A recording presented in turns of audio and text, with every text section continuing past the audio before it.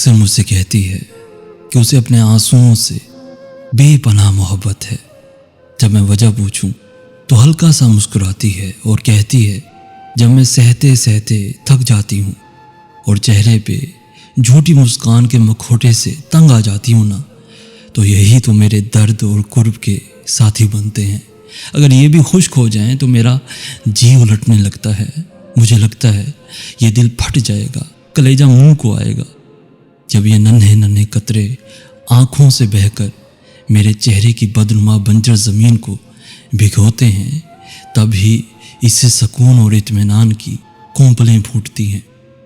जिस मुस्कान की तुम दिलदादा हो वो इन्हीं नन्हे कतरे की ही देन है।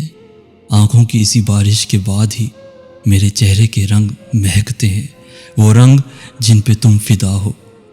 साथ ही कहती है, ना जाने क्यों तुम्हें इनसे नफ़रत है, मुझे तो इनसे मोहब्बत है। बेपनाह मोहब्बत है, बेपनाह मोहब्बत है।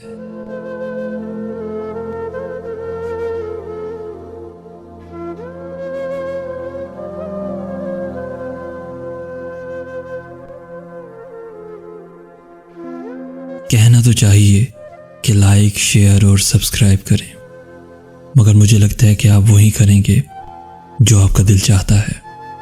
तो अल्लाह हाफिज़।